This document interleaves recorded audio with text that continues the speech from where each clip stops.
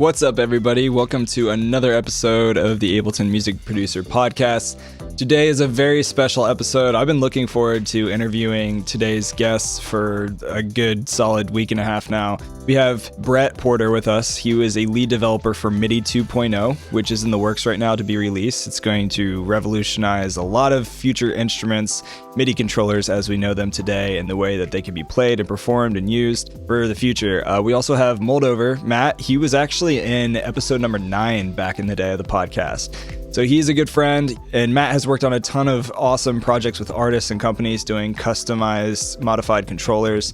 We're going to talk a lot about MIDI 2.0 today, but before we dive into this episode, first of all, today's episode is sponsored by Melodics, and it's an app that you can download. It helps you build your skills using a MIDI keyboard, a pad controller, or electronic drums. It's a good way to practice and build your skills, having fun. There's a big lesson variety and has a really cool lesson plan and learning structure that gamifies the process of practicing. So check it out. Go to melodics.com. Save 20% using LPO-20. That's LPO, like Live Producers Online, -20. Check it out on melodics.com. You won't regret it. There's also a free trial, so give it a try. Before we jump into today's episode real quick, I had a great conversation with the head of marketing of the plugin company, OX Sound. They make some really cool plugins for transient shaping, for EQing. It's really next level. There's no EQ out there on the market that I've experienced like what they have created. And here's a quick conversation I had with their company before we jump into the podcast. Thanks, man, for joining the podcast. And right here, everybody, I have Hannes Andersson. You are the head of marketing for OX Sound. I contacted you and basically said, hey, I love your products. Would you be interested in licensing an NFR so I could expand and play with them a little bit more after the trial ended? Because I fell so much in love with Soothe 2 and Spiff specifically. Soothe 2, it feels like cheating. It's like a little massage for your eardrums. It's amazing. And I call it like EQ for dummies and for smart people at the same time because it's just so easy to use. It's like instant magic. I do a lot of mixing with live instruments, such as like saxophone, which can be really harsh, and other sounds too that can be really aggressive, like big synths. Once I drop it onto the insert of the track, it's amazing. According to the manual, which I read the other day, it's a dynamic resonance suppressor. Yeah. So it's very like visually beautiful. Like the aesthetics of the plugin is nice, which I feel like is huge when you're mixing and staring at a computer screen all day. So from a visual standpoint, they look amazing. They sound even better. So yeah, man, I love your products, love your plugins. How did you Thank you. Get started with this company, and what are you guys doing today? Yeah, well, that's a big question, and that's a long answer, but I'll try to keep it short. We started back in November 2016, I guess. That was back then. It was only the main developer, Olli Erik Keskinen, that started the company. OEK actually comes from his name. And I knew him. We went to the same university and studied together. So he had released this plugin and gotten some good feedback on the Gearsluts forum from pretty big names. I think already then Grammy winners like Greg Wells and Chris Shaw had found out about the plugin, the first version, and they really liked it and said that, hey, this could be, or this is really revolutionary in their words. So yeah, and then he needed help on kind of like getting it out there. So I joined a few months later and started working on that. And at the same time, a second developer called Tommy Grön joined, and he's actually the guy behind our second plugin, Spiff, that is our adaptive transient processor. In 2017, we released Spiff. Then we had kind of two tools, one for resonances and one for transients, that were extremely detailed in tackling certain problems and certain problems that mixing engineers had for a long time, and there wasn't really an easy way to fix those. Since Soothe 1, everything was kind of like built from the ground up, bootstrapped, and there were some really novel ideas in Soothe 1. It needed a lot of improvements to kind of take it into the next level or make it easier to use, and we spent around 2 years making the second version of Soothe. Now it feels like a lot more like the plugin it should have always been. Sounds better, easier to use, and has some great features on the side as well. Yeah, well, it shows, man. I'm a huge fan. I've been using it religiously for the last 2.5 weeks and have been very happy. I dropped it literally on almost every track in my last project I was producing because, it really is soothing. And it's like little massages to your eardrums, basically just immediately ducks and removes like harsh frequencies that it's hearing. And then you can obviously dial it in from there really surgically. But yeah, it's a great product. That was Soothe too, but I'm very, very happy with it for sure. And encourage everybody listening to this podcast to go check them out. And you can go to your website. Where's the best place for people to download the free trial? Just from your site, right? Yeah, oxsound.com. So that's oeksound.com. And you just go to our download page and download them from there. We don't like even ask for your email to download that. So, I mean, anyone's free to, you just need an iLok account. You don't need a dongle. You don't need a USB stick. You only need the iLok account, and you can activate your trial on that one. Use it for 20 days, mix as many albums during those 20 days as you want. We're not going to stop you. And I mean, it has no other limitations. So right. I will also say Spiff, check that out as well as Soothe. I ended up processing some of my drums the other day with that and just made it punch really hard. Yeah, Spiff is different to other transient processors. I would usually suggest checking how detailed it is and how fast it is, because one way I use it is, for example, for podcasts or any kind of broadcast stuff or vocals or really kind of over compressed vocal. I like to obtain like mouth clicks and pops and all those ASMR sounds really that come from the mouth. And there's actually a good preset for that in Spiff that's called remove mouth clicks. So that's one thing. Then you can, for example, just bring out the pick attack from like a funk guitar, for example. And I really like using it to push elements further back in the mix by pushing the transients down or pushing them forward. Yeah, honestly, I might even use it for this podcast because every once in a while you'll hear somebody like sneeze in the background, or like they'll get too close to the mic and they're like kissing the mic and it makes these weird noises. And cool, man. Well, thank you, Hannes, for joining the podcast and just talking about this great new product. It's so easy to use. Everybody go check it out. It's not because I'm being paid to say this. I really genuinely love these products. And it's oeksound.com. Grab that free trial. Check it out for yourself. Yeah, man. I appreciate you joining. Thank you. Yeah, for sure. Big thanks to OX Sound and Melodics for sponsoring this podcast. And now for today's episode with Brett Porter and Moldover on MIDI 2.0. Hey, Brett, how's it going? Hey, it's good to meet you. I'm a fan. I saw you play in Boston 5 or 6 years ago. It was a great show. Oh, cool. Thank you. Do you live in Boston? I do not. I was up. It was for the very first A3E convention that they did up there. And you did something at the Berkeley Performance Center that was really, I thought, sweet. Cool. Where were you based? I'm outside New York City. The company I work for is distributed. We're every place, but this is just happens to be home base for me. Cool. And I don't know if you saw it, the MIDI org rebranded themselves this week, and they have this big video that Craig Anderton put together. And there's a really nice shot of you in the video. Oh, no. So go to MIDI.org and you'll see yourself if you watch the video. Yeah. There you go. Surprise. Awesome. Well, Matt, it's good to see you, man. It's been a long time. I think Matt and I met, it's about 5 years ago. And when you came and did a user group event, you hung out at my place and we hung out all evening. You slept on my couch. I promise if you come back, I'll have like a great stay for you. 5-star Dan hotel waiting for you next time. But no worries. You know, I'll sleep on whatever. You can put me on the ground. Rock star life. Brett, thanks for joining. This is the first time we've actually officially met, and really excited to have both of you on the podcast today. Matt, you are like coined as the Godfather of Controllerism, so I know that you're really heavy into the hardware side. And Brett, I know that your background and a lot of your experience is also in the software side. Obviously, you guys do a lot of both, but I think it's interesting to be able to pick both brains on MIDI 2.0 coming out, which, Brett, you were one of the lead developers in developing MIDI 2.0. So I'm excited to talk to you more about that with Matt. Matt, you are a MIDI controller genius. You've worked with a lot of big artists in the industry and have done a lot of custom MIDI configurations, custom controller builds for artists. You've been using Live since like version 1, right? Since day 1. Yeah, Ableton Live. It's been a while. And Brett, you also have worked with Art+Logic.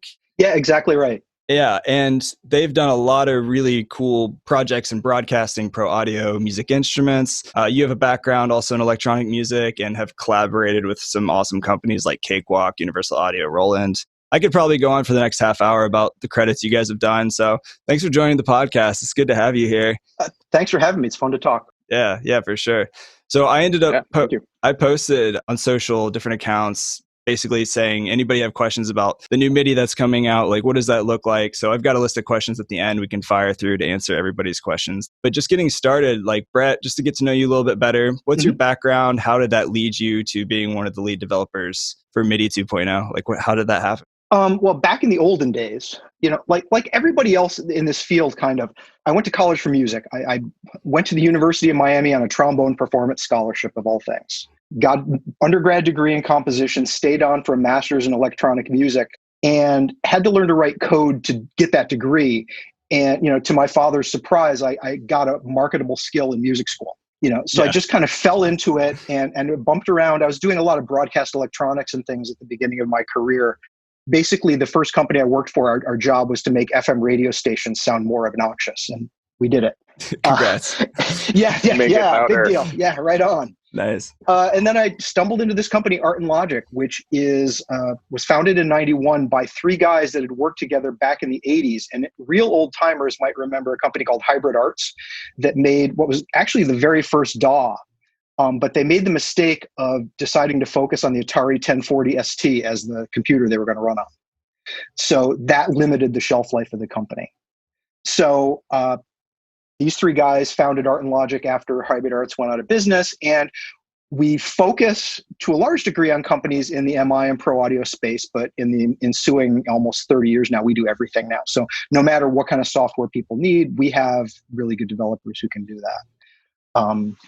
And then because we've worked with a lot of the companies in the biz, the MIDI Manufacturers Association was kind of secretly working on what is now called MIDI 2. At that point, they were afraid to give it that name to kind of jinx it, I guess.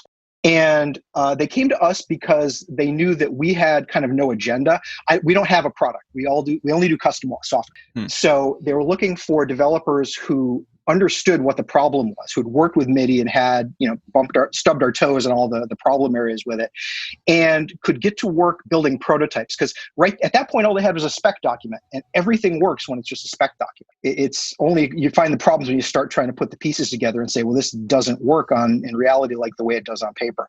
So I'm a little uncomfortable being called an architect of MIDI 2. I'm the first guy, or one of the first guys, to sit down and actually try and make it work. Yeah. I'd say that's still an accomplishment. That's pretty cool. No, I'm proud. That's kind of what I built my life up to doing. So I was like, oh, finally, this is, That's awesome. Yeah, that's really cool. And so one question that I have, and I know a lot of people have been thinking in relation to like leading up to you working on MIDI, is why did it take over 30 years to get to 2.0 from the very beginning? Like what in that process, like why now? I think there's a lot of different answers to that. I think one of them is just that MIDI does exactly what it needed to do for a long time. It's very simple. It's very cheap. If you're building hardware, you can put MIDI inside your box for not much money and not much effort. And because it's kind of ubiquitous, it's built into all the operating systems, there wasn't really a perceived need to make any upgrades to it. And then I think another thing that happened is MIDI kind of became invisible because of that. And I still now, telling young people, especially that have been working on MIDI 2, they're like, MIDI doesn't even exist anymore. We use USB now. And you just want to bop them in the head and say, dude, what do you think is on that USB cable? It's MIDI. Yeah. So it's kind of a PR thing at that point. And it's just happened that in the last 10 years, the capabilities of computers and the expectations of users have really been upgraded because everything else has gotten so much better that I think it kind of made sense to go back and say, okay, what can we build on top of the existing framework of MIDI to bring it up to par with where the world needs it to be right now? Yeah, that makes sense. I also listened to your podcast episode with Bobby Alsinski, who was on this podcast, I don't know, like probably a year ago or so. And one thing you said on his podcast I thought was interesting is you part of the implementation of 2.0 was they had to get a lot of Japanese manufacturers and a ton of other users on board with all the specs and protocol in the United States to meet everybody's standards. I'm sure that was like not an easy task in itself. Well, it's a very consensus-driven organization. And like you say, there are actually two organizations in the world that are in charge of MIDI. There's the MIDI Manufacturers Association, which now is kind of changing its name. It's just becoming the MIDI Association, which I think is going to be less confusing for people. And then in Japan, there's a separate group called AME, which is just the organization of the Japanese music instrument industry. And not only does the MIDI Association for the rest of the world have to decide on specs that they agree with, then there's that other sales process of making sure that AME says, yeah, we agree with this and we're going to actually put this into our products. Because if Roland, Yamaha, and Korg don't put it in their products, it's kind of a waste. Mm-hmm. Yeah. You know? Yeah. You get all the big players on board, try to make everybody happy. Yeah, definitely. But like I say, I've been in other standards committees before. And the difference between this one and any of the others that I've been on is that everybody on a regular standards committee has the hidden agenda of wanting to do whatever their company is going to make the most money doing. And I feel like in the MIDI spec meetings that I've been at, the hidden agenda that all of us on the committee have is, what can I do to make this cooler for me as a musician? And that's a much better place. Yeah, that makes sense. That makes sense. I mean, Matt, I think that's a good transition into what you've done over the last couple of years you've worked with a lot of controllers and building custom controllers. And I mean, with the capabilities of 2.0 and everything you've heard about and read, and this be maybe a good conversation for you and Brett to have too, what are you most excited with some of the 2.0 capabilities that we've heard are coming out? Yeah, well, I mean, I'm sort of like this indie hacker, maker, pseudo designer, manufacturer. I don't know. I wear all these different hats. And so, but MIDI's very much at the core of like all this stuff, right? It's the way we connect everything. And so it's integral to what I do. It's funny, but I've sort of I gave up on like all people's complaints about MIDI a long time ago, mostly because a lot of my gigs are like getting paid to like work around that stuff. Yeah. You know, figure out a way to like beat what people perceive as a limitation of MIDI. You know, if you have control over the two things on each end, the controller and the software or whatever device it's talking to, you know, there's like always a workaround to make the old spec work just fine. But there's a lot of things that could be better, and hence MIDI 2.0 is a thing. And what I'm excited about is basically to like crack open a lot of things that are really difficult to do. Yeah, if you don't have more flexibility in that protocol, specifically all the like handshaking stuff. Like a lot of people expect controllers to operate the way something like an Ableton Push or a Native Instruments Machina works, where you like plug it in and you have all this like, you know, display information, you know, encoders, like names of parameters, just like a really rich interface on a controller that talks with software or whatever other host. And doing that as a lower level manufacturer, I am not a Korg or a Yamaha or a or Roland for sure. Doing all that stuff at my level is like, oh no, like I have to like write a Python script if I want that to work with Ableton Live. Right. Like, oh no, I don't think there is a way to make a custom controller that really works with Machina because it's not a part of Native Instruments, you know, landscape that they've opened up to developers. And the possibility of making that process easier, of making a really rich, powerful controller that can display information or just do stuff far beyond basic like parameter control is huge. And then the fact that it could work with like multiple manufacturers, software and hardware is like awesome, you know, to make, you know, my custom controller something new, something whimsical, something people haven't seen before that can talk to all these different devices without having to like do some crazy stuff. And I'm glad to see it happen now, especially because things like MPE instruments, you know, those are one of the first things I think, or those are one of maybe the like kick in the butt kind of things that are getting manufacturers to wake up to that kind of stuff. I'd be curious to hear Brett or your opinions about MPE stuff. Yeah. For those who aren't familiar with MPE, it basically is MIDI polyphonic expression. Do you want to explain, Brett, maybe what that means and how 2.0 is going to be like the rock star of that in the future? Yeah, and I think, you know, I'm guessing at this point, most people in the biz have seen controllers like the Linstrument or the Roly Seaboard or things like that. Yeah. Where, you know, with the Seaboard, it looks in one sense kind of like a traditional keyboard, except that the sensors underneath it exist all the way up and down the key bed. So the sensors inside of that box are tracking each one of your fingertips individually. And, you know, as you slide your fingers up and down from the front of the key back to the key fall, it can send out different MIDI controllers based on that. Or you can put a finger down and instead of having to use a pitch bend wheel, you can drag your finger down the keyboard and it will do the pitch bend for you automatically. So you can have, if you've got 10 fingers on the keyboard, 10 completely different control things going on under each fingertip. And MPE did that within the bounds of MIDI 1. And basically the way that they did that was each of your fingers or whatever note you had going on got its own channel. So suddenly, the pitch bend on channel 1 and pitch bend on channel 2 weren't interfering with each other. And you had this way to do per note control. And with MIDI 2, one of the cool things that's built into the protocol is almost everything that you can do within MIDI, you can do on a per note basis now.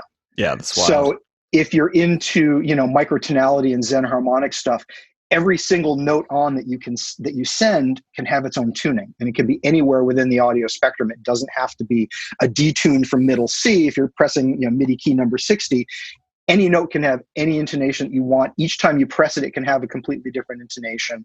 Pitch bend, filter control, almost any of the continuous controllers are completely dynamic at this point. Yeah, and I think that's probably going to open up a whole new world of new instruments that we've never seen before, just because of that alone. The Rolly, I think you mentioned, is a really good example of that. I have a friend who is a classically trained pianist, and when he played the Rolly, it was like he had to relearn how to play keys because it was so expressive, but that's about to go to a whole new level, which is kind of exciting and weird at the same time. MIDI, typically you can send a range of 0 to 127, right? So you have like 128 values. With MIDI 2.0, what does that expand to?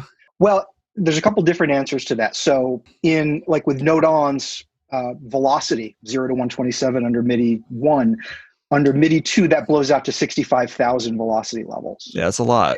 And for any of the continuous controllers, knobs, or pitch bend, that blows up to a 32-bit space, which is like 4 billion and change. That's unreal. So in reality, it's more than we need. If you were going to build a knob that had 32-bit resolution, like the smallest, between 0 and 1, that would be like 8/1000ths of a degree. It's like you literally can't build a controller that does that. Yeah, you would have a knob that's 3 miles wide, Matt says. Yeah. Yeah, exactly. It'd be like a bus steering wheel where you have to put your arms all the way out. It's awesome. But that's the cool thing is that it makes the digital MIDI space feel like an analog space. It's a higher resolution than a human being can feel the difference between. Yeah, that's pretty incredible. Let's actually dive into some of the different questions people had on social media, because I think there's some good ones in here. As far as MIDI 2.0, is that going to be compatible with existing controllers today? Like, for example, MIDI controllers that were built for MIDI 1. I mean, is this something that's compatible with all MIDI? Here's the cool thing, and I think this was a really smart thing in the early days of figuring out all the problems, is that the question that I get asked, what that basically boils down to, that question is, do I have to throw everything away and start over? Right. And the answer is no. When you buy, and like right now, there really aren't very many MIDI 2 aware instruments for sale. Roland has started shipping a keyboard at the beginning of this year. Any MIDI 2.0 piece of kit that you buy is going to, when you first apply power to it, it's going to wake up as MIDI 1. And the first thing it does is it goes into a predefined set of MIDI 1 system exclusive messages that everybody in the world has spent 35 years figuring out how to work with. And it goes out and says, is there anybody out there that understands anything that I'm saying right now? And if so, those two devices start in a conversation, because MIDI 2 is also bidirectional. It's not just a out going into an in, and that's good. Everything has to be a two-way conversation. It's awesome. And you only get the benefits of MIDI 2 if both ends of the connection know what they're doing. Gotcha. And if not, it's just, okay, cool. I'm going to go back into MIDI 1 mode, and I'm just going to work as if everything has always worked. Yeah. So in other words, you won't have to use an extra cable likely to be running in and out and then out and in again. You could just have one that plugs and goes both ways. Right. So I think that's a whole different issue that people ask is, for so many people, MIDI is tied not just to the data protocol, but to that old 5-pin DIN connector. Mm-hmm. And the question is, even right now, we're used to MIDI over USB. We're used to MIDI over Bluetooth. If you're in the modular world, there are modules out there that are using MIDI over TRS on an 1/8-inch connector. Yeah, that's awesome. So that connection's really kind of already gone away. And right now, just within the last month or two, the USB forum, who are the people that are responsible for deciding what can go on USB cable, have approved our request for a MIDI 2.0 transport over USB. Awesome. That's huge. Congratulations. That's great. Yeah, so it's really, I think that's what we needed, and that's going to, I think, kickstart a lot of things, because now things can be made a lot more real. That's awesome. And that actually answers the next question, which is what connectivity options does 2.0 offer? And you mentioned USB, TRS for modular. I mean, that's really cool. That's great. That saves you from some people probably having to buy extra modules just for MIDI capabilities. And Ethernet, Bluetooth. Well, Bluetooth is going to happen. There's a question what that's actually going to look like. USB is in the works right now. There's actually just in the last week or two within the MIDI 2 working group, they've started a new transport working group that's going to just shake. That's going to be their job, is figuring these things out. And there's a list of things people are interested in that's, a page long. I think USB for most of us is going to be what we're looking at. I really expect Ethernet or TCP, IP, UDP, some sort of networked, whether that's RTP MIDI or if it's an advance on top of RTP MIDI or some new thing that's over that, because it just makes so much sense to be able to carry this traffic over Ethernet at gigabit speeds instead of 31.25 kbits a second. Yeah, that's fascinating. Matt, how can you see yourself? I know that you perform, you tour, you play a lot. You have your own project, Moldover. By the way, before we go on, I just want to say episode 9 on this podcast was the episode I did with you way back in the day. How many episodes have you done by now, Dan? This will be... What episode is this? I think this will be episode 68. Don't quote me on that. But yeah, that's a good catalog. It's growing, man. It's growing. I have great guests like you guys to make me look good, so it helps. But anyway, so how will you use MIDI 2.0? I know you have the Robocaster, which you turned your guitar into a MIDI controller. You have a lot of other cool toys that you've modded out. Do you have any ideas of maybe how that'll change? Yeah, I mean, to be honest, I'm usually not the first one to jump on when there's a totally new thing, because the people that do have to do extra work to make. Yeah, that makes sense. To iron out the kinks. That's smart. And I'm in this gray area where it's I want to make something that's new and interesting and exciting, and innovation is primary to a lot of what I do.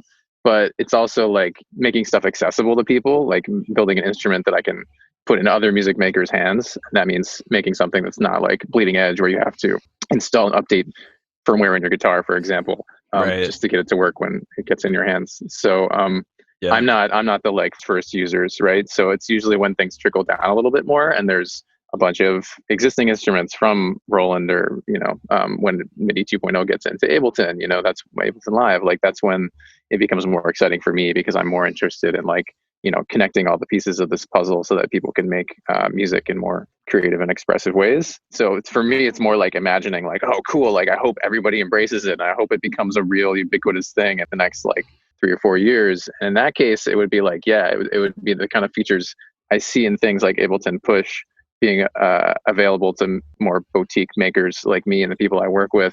Things like screens on your instruments, and more expressive displays, automatic mappings, and a controller where the maker doesn't have to do a whole bunch of legwork, as I said before, to make it work with Ableton, to make it work with Logic Pro, or whatever software you're trying to make your controllers talk to. Yeah. That kind of stuff. And then just stuff I haven't really even imagined. Yesterday I was looking at the Yaltex website. Have you looked at that? No. This is a boutique manufacturer based in Argentina, who's developed a system where you can build your own controller, your custom controller, using a web interface. And so there's some limitations, but you can have as many encoders as you want, your faders, your buttons. And they've done a lot with their encoder implementation is super interesting. They have all the fancy stuff that encoders can do, where different, it looks like a panning display versus it looks like a knob. It'll display a VU meter if you hook it up to Tractor or something. That's cool. So they're thinking ahead and trying to make these crazy things. And I can totally see a little screen module. What's that name again? It's Yaltex. It's the guy's last name, Yaeltex. Okay. Nice. I'm gonna check that out. That sounds fun. Yeah, me too. Cool. Yeah, it's really interesting. But they're the kind of makers I like to work with. It's hard for me to work with a big company like Roland, right? They've got, hundreds of people on staff, engineers and designers, and plenty of people to, wear the hats that I wear. But seeing stuff like Yaltex and this, you can design your own controller, and then imagining, they've done it just to get it going, and they've got some cool modules like joysticks that you wouldn't see on typical controllers. But I want displays. Well, I don't really want displays, but displays are cool. I would like to see displays. Displays are cool. Yeah, we love displays. We really do. The Push 2 got a nice update with that. Yeah. So yeah, just more visual information, more like handshaking, more automatic configuration, little soft stripped kind of things, where you can see parameters pop up underneath your controls. Yes. That kind of stuff. And of course, MPE, like a little MPE module with a multi-touch, pad, in the middle of your push, for example. Have you guys seen, there's this new thing, I think it's only Kickstarter, I don't think it's shipping yet, from a company called Embodme out in Europe. It's called the Array Touch. And it's looked like, if you've seen Rolly has the little block units that are like, 4 inches by 4 inches. Yeah. This is like that, but the size of an iPad. And it's completely touch sensitive. They're saying that it's MIDI 2 ready. If you go to MIDI.org, there's a thing that has some video of it. It looks really impressive. Air Touch. ERAE. ERAE. Okay. Yeah, I'm having like a grocery list right now of things I'm probably going to go either check out or buy. This is good. This is why we do this. Yeah. Cool. So, Brett, as far as future projects with MIDI 2.0, what are the final things you're going to do to wrap up this to get it out into the market in the mainstream? Well, I mean, there's still a lot of work to do. And I think you can tell that by the fact that you can't just go down to, I was going to say Guitar Center, but the bankruptcy is going to cause a problem there. You can't just go someplace and put together a MIDI 2 rig today. So right now, neither the shipping versions of Mac OS or Windows have MIDI 2 support. The beta version of Big Sur that is out has some MIDI 2 capabilities in it, but it's not widely done. None of the major manufacturers are shipping this stuff yet. And part of that is because it's still really early. We approved the spec in January, and I really think that it was smart for companies to wait to start implementing until things were in ink. But even that being said, we're still shaking out putting the bits on the wire with a transport so things can talk to each other. We're still shaking out. A big part of MIDI 2 is this idea of profiles, which, think about it this way. If you've got a keyboard that's an organ controller, like a drawbar organ, it's got the 9 drawbars and all the controls for that, and you've got a unit, a rack mount synth or a plug-in someplace else that's a B3 module, there's no standard way under MIDI 1 for the controllers on your keyboard and the controllers that module use to line up. You have to manually configure that. Even like Yamaha has 7 or 8 different pieces of hardware that do this, and none of them work with each other. The big idea about profiles is that the manufacturers can sit down and they can say, okay, this is what a drawbar organ looks like. These are the controllers that it uses. It's always going to use these numbers. They're always going to behave in this way. And part of MIDI 2 is for devices to say, what profiles do you understand? And if the two ends of the communication both understand the same profiles, you say, use this, everything auto configures. That's awesome. That's so nice. So really it is very easy plug and play, because I know there's been people who have had concerns about that who don't really understand it.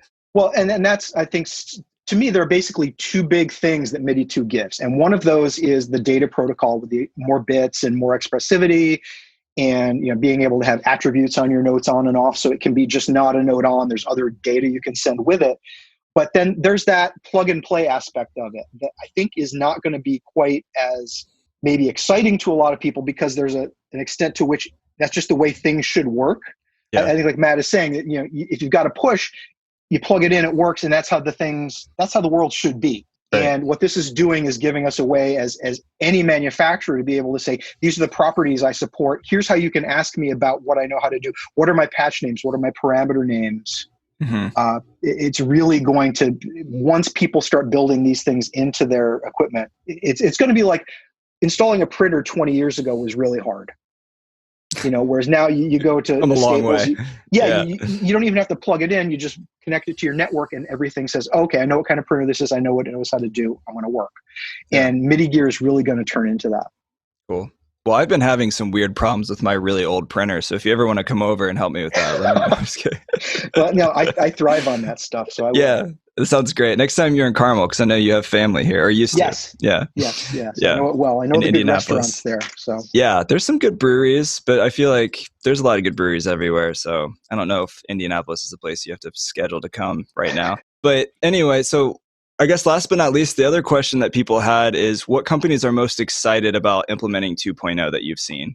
To be honest, I don't know that, because I walk the floor at NAMM every year, and this year that's basically what I ask people, because I do custom work and I'm looking for companies to say, I really want to do this, but I don't know how about you guys do this for me? And then I win. Yeah. I haven't talked to anybody that's not excited about it. A lot of companies are still kind of taking a wait and see attitude.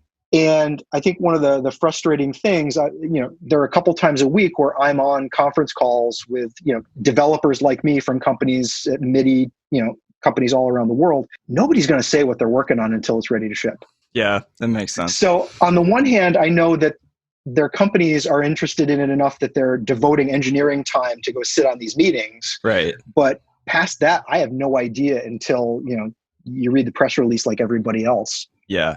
Yeah. Well, you mentioned Roland was one that was looking to be an early adopter and releasing something before 2.0 came out, which is interesting. I know that you mentioned on Bobby's podcast as well, Bohm MIDI Translator was already looking at getting this ready, which I love Bohms. That's interesting. And it's very interesting. One of the things, if you read the MIDI 2 spec, there's a large section of it that has nothing to do with, but other than how do you take a piece of MIDI 1 data and convert it into MIDI 2 data and backwards? So yeah, I expect Bohm. I don't know where he is on that process, but I have worked with Florian Bohmer, who owns Bohm, and he's been there every step of the way with MIDI 2. That's awesome. So, and speaking of, obviously there are things that are not secret. So this January at NAMM, when we voted on the MIDI 2 spec, there were engineering representatives of Yamaha, Korg, and Roland, who each had prototype gear running MIDI 2 protocol, and they connected them for the first time, live in front of us, and everything worked. It was beautiful. And if you go to MIDI.org, there's video of it. Cool. So I wasn't there. I was still in high school when MIDI 1 did that plug and play demo at NAMM in '83, but I was there for this one.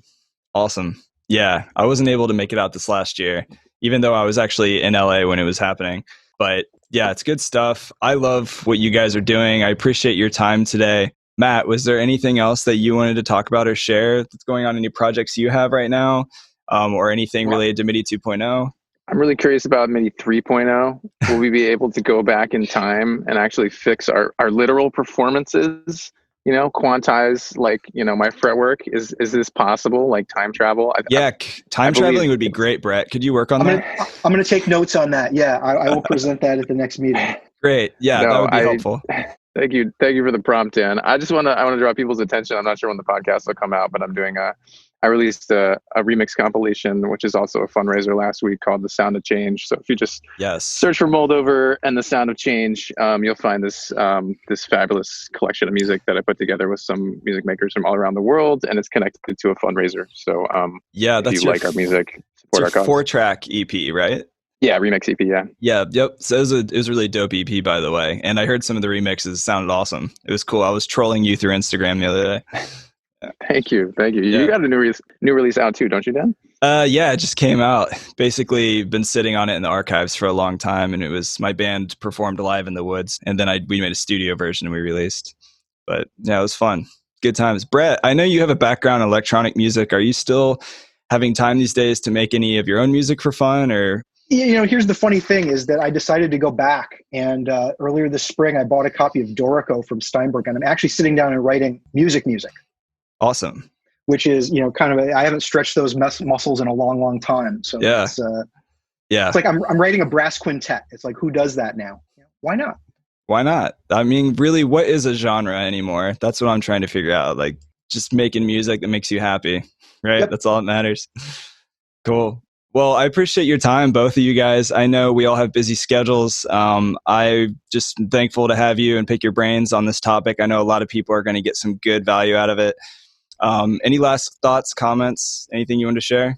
No, thanks for the time. It was fun. Yeah. One more thing. Where's the best place for people to stay connected with you guys if they wanted to? For me, it's my website, moldover.com. So that's pretty easy. If you can spell Moldover.